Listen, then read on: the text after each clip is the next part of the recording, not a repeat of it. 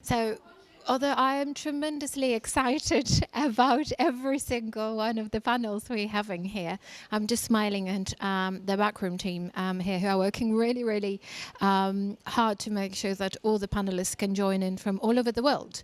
And without further ado, is the Diversity and Inclusion panel titled Raise the Awareness, Beat the Bias, Involve in Action, How to Plant the Need for Diversity and Inclusion in the Workplace. Well, it is my enormous pleasure to welcome the moderator, Karolina Wasielewska from Girls Gone Tech, Elaine Montilla, who will be joining us all the way from the States. She's the Assistant Vice President and the CIO of the City University New York. Dr. Bianka Siwinska from Education Foundation Perspektywy, and Kamila Kurkowska, the founder and president of Women in Law Foundation. Hello, everybody. I'd like to welcome you to our discussion on diversity and inclusion. Today, I'm going to focus on, well, something else than usually, because usually we talk about women or disabled people or the people from the underrepresented groups, what to do with them to make them participate in the tech world. Today, we are going to talk about the people who are actually the privileged majority and why they are resistant to the concept of diversity. Bianca, what's your experience? Because so many people still in the 21st century are opposed to the very idea of diversity. Thank you very much for having me here and for this opportunity to feel again social and normal, even for a while. And so practicing this time, yeah. Organizers for the bold move to switch everything online. So everything with respect. So before I'm coming to my own experiences, I just want to take a look at the broader population. So right now we are observing these two trends in the world, maybe three, including coronavirus trend, but this is the new thing. Yes, let's put it aside. So the first trend is like a women's revolutions. Women are more active. They are having much more to say in all important areas of business, politics, technology, and this is the fact. We are like ready for this new history with more women impact. But we have also the second trend, and the second trend, like a Donald Trump, misogyny, sexism, disinformation, which caused Me Too movement. And we also have a lot of fear and the lack of self-confidence of men, and especially the men you are talking about, like white, privileged men in power. And they are having this problem with women taking over some of space which belonged before to them, which we can understand, yes? But anyway, we also dealing with a very wise men who are aware that this is the future, this is the situation right here, right now, and they are willing to support this. And what we are doing, we are dealing with both this traditional conservative men, which all this sentiment, and also with the wise men. Elaine, you're working in a university environment, and I wonder, because there is this stereotype that the university environment is quite progressive about it. So what kind of inclusive activities are held at the Central University of New York that include men? And are the men eager to be included? Thanks, Karolina. Yes, I've been in IT for 20 years and more recently in education, and I've seen the shift, I've seen the difference, especially at the City University of New York. We are extremely inclusive, and especially where I work, a lot of our students are international students, and so diversity is all around me. I do see the difference when I step out of my role. But even within my own teams, I have probably 7 or 8 different languages included in the technicians that are running the department. And going back to what Bianca was saying, I do agree with you that there is this new movement And I think that what's happening is that we want to do our best to have the men also being included in this movement. I think at the beginning there was this diversity and inclusion movement that included, women of color and Latinas and underprivileged and underrepresented minorities. And men probably feel, especially white men, that they're being left out. And there is this lack mentality where they feel that if they get more, then I get less. And so maybe I don't see what's happening here because I'm not being included. And so we try our best to include everyone, and that's what's happening at the university.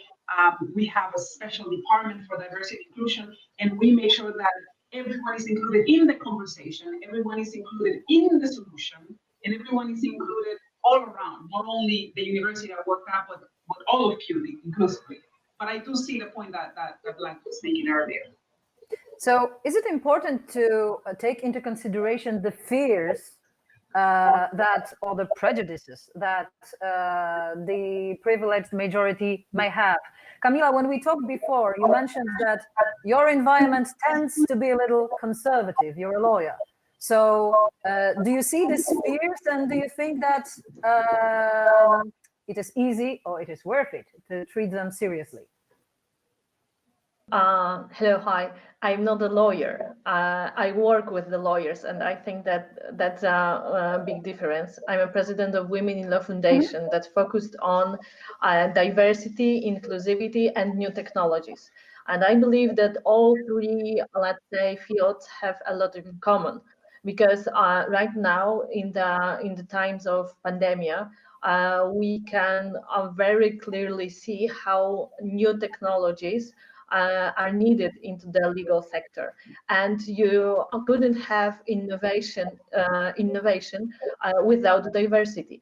So I frankly I believe that the important thing is to somehow convince the unconvinced persons what advantages do we have when we have in our organizations or in our ecosystem the diversity. Regarding our activities, I mean, in Women in Law Foundation, we try to engage a lot of men, not only female lawyers. So, for example, in our board, there is half.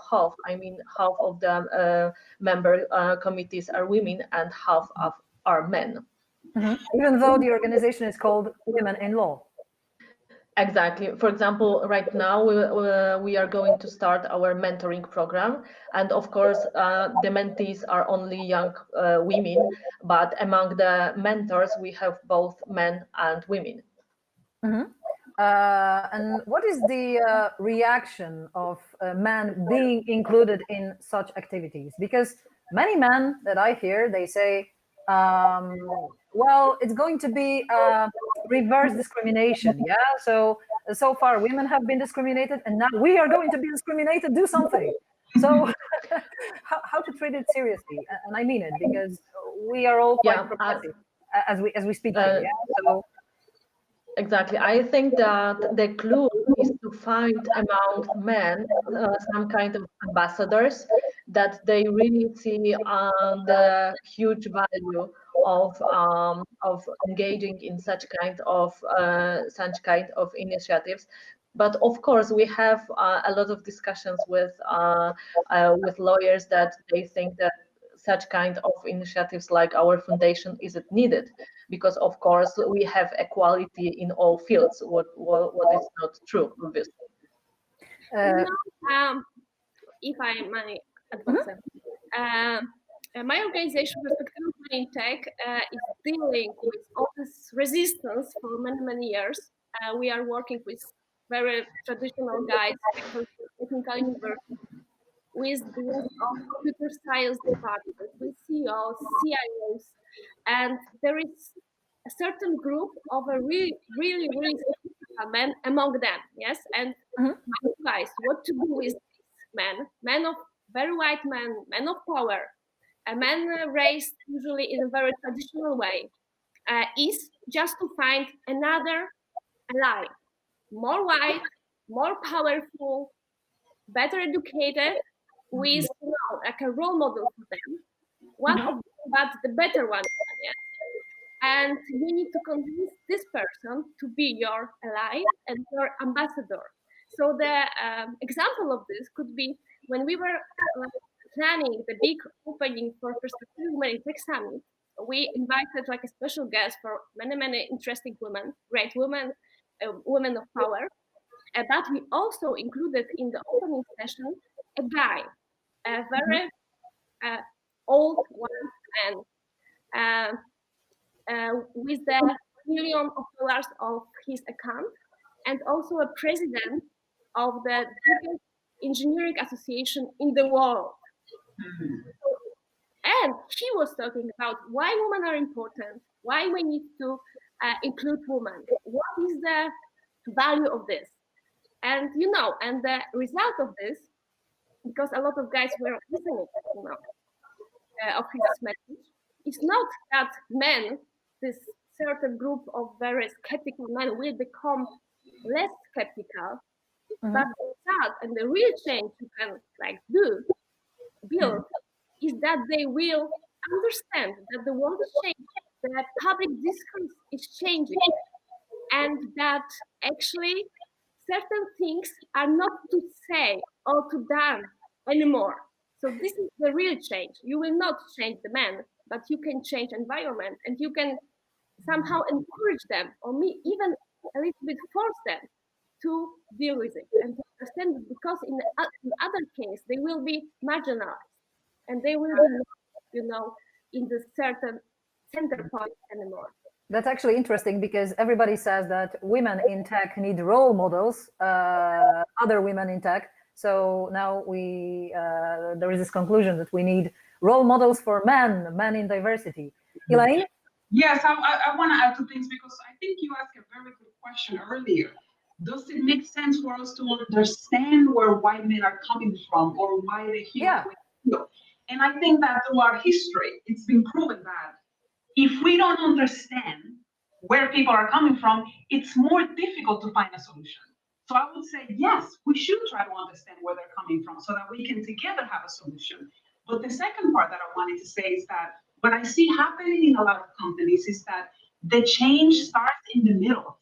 And we are asking middle managers to come up with this diversity and inclusion programs. And we're asking human resources. The change needs to start at the top. It needs to start with the head of the company, it needs to start with the CIO, it needs to start with the president, and it needs to trickle down. And right now, what I see is a lot of it is happening here, but if you don't see it coming from the top, then it's more difficult for a lot of these white men to come on board, because they don't see it, they're not being forced, there is no culture created for it. All right, but what to do with all those representatives of the privileged majority who say, well, of course there are women or disabled people or people of color in tech, but we don't need to facilitate anything for them. Make them fight for the position, yeah? So how to make them realize that, women may fight for the position, but still this position is from the very beginning worse than the position of men, for instance. Yeah, well, I'll tell you quickly. The problem that we're having now starts with the hiring process. And a lot of white men will say, yeah, well, let them fight for it. But if we don't change the way we do interviews and the way we write our job descriptions, women are not even coming in because they're not applying for the jobs. The words that we're using in the job description are more male targeted than female. And when we go through the interview process, sometimes we don't ask everyone the same questions, and because we don't have blind interviews where we look at the names, there is unconscious bias at that moment, and that's where it needs to start. Kamila, do you see this unconscious bias also in your environment, and does it influence the hiring process or the atmosphere in the workplace? Yes, of course.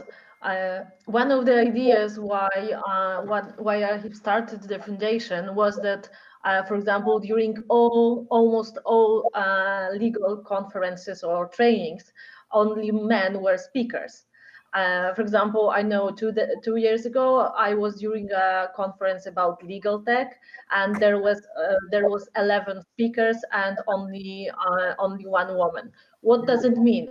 It means that the female lawyers, they are not so known, so they are not so hired, let's say, and it has a very direct consequence on their position into the market. So what we do in the foundation, we also organize an event about cyber security or about disruptive innovation in legal sector.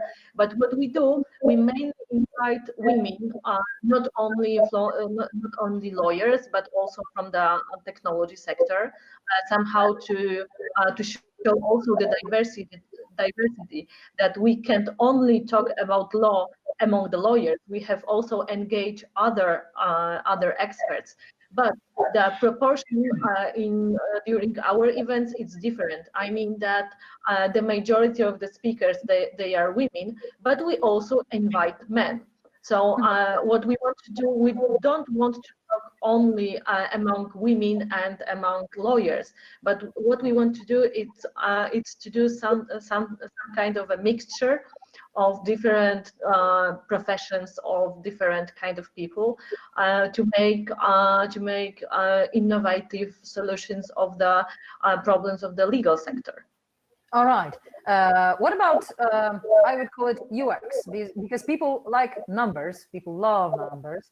What if we provide people with data on how our product, like a tech product, for example, a mobile app, works for disabled people, how it works for women, how it works for the people who represent some other culture, maybe it is offensive. What if we provide people with this very concrete data? Does it change their mindset or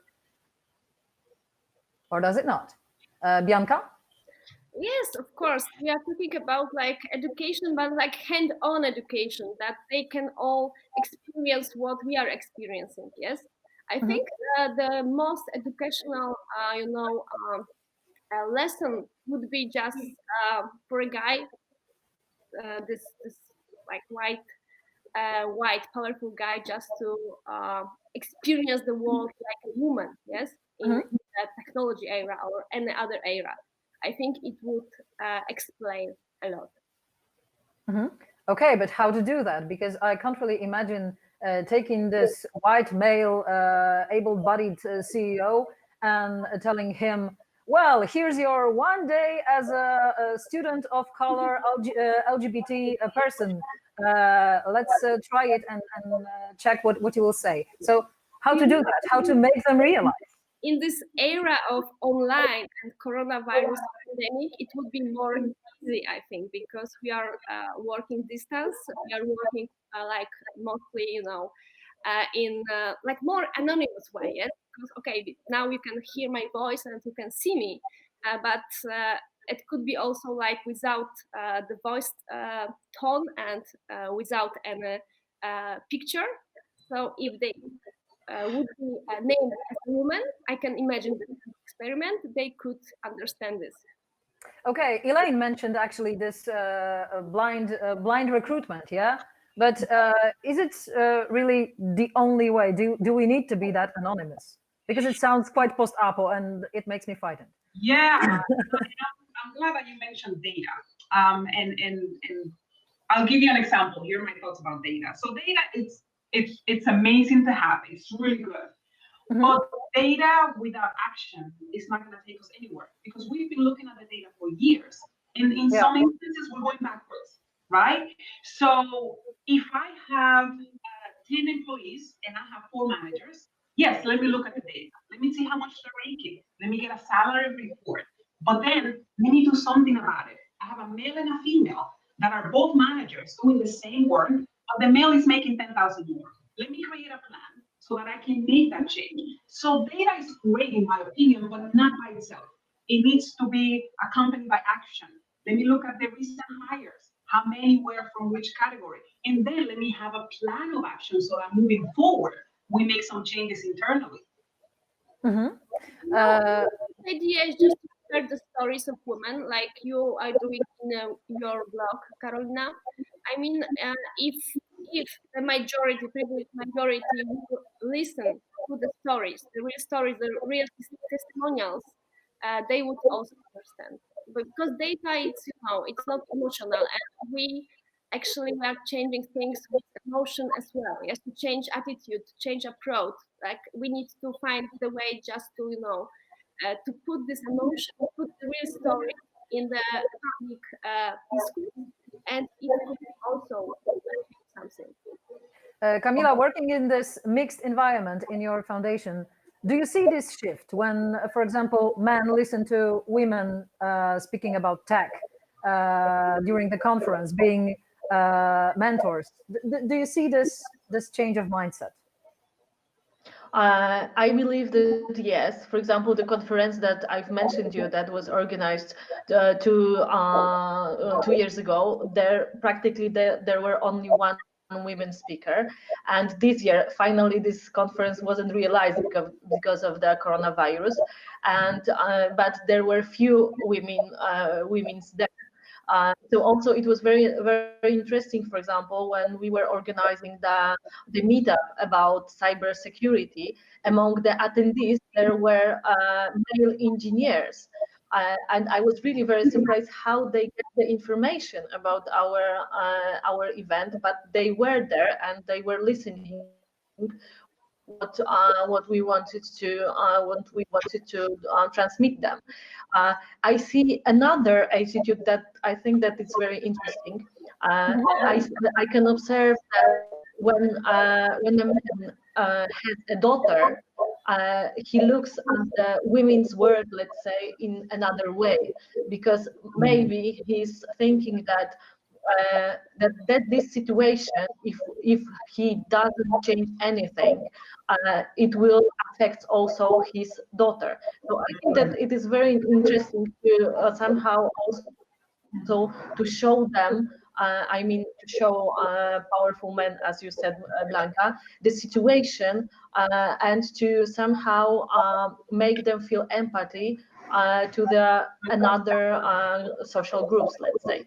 Mm-hmm. What about social trends? Because I think that what can be our ally in here is the tendency that, well, having this very antique mindset of a white, powerful male who is opposed to any kind of minority is quite, well, obsolete, I think. It's beginning to be obsolete. So in Poland, we say about this that it's the mentality of an uncle with mustache. Yeah. Can we use this kind of, well, tendency or fashion, if I may say, in order to persuade men that diversity is actually the modern way to be? Elaine? Yes, I was just thinking about TV shows and commercials, and even Barbies, and they have shown that when you show diversity on a screen, like a member of the LGBTQ community in a TV show, it starts to change the mentality of a lot of people at home. It starts to, because we're given more information. So I would agree with that TVs, commercials, you're starting to see it already. You start to see a female at the head of the table. You start to see girls dreaming about having a female president one of these days. So I think it has a huge influence. Mm-hmm. And do you see in this environment, because what Bianca mentioned at the very beginning of our discussion, there is this other trend, yeah, that is, and it's not that optimistic, that we can see the reaction, yeah, the backlash to this progress of women in tech. So what about this backlash? What do we do with the people who tend to stay on this conservative, on this very conservative post? Do we include them? Do we neglect them?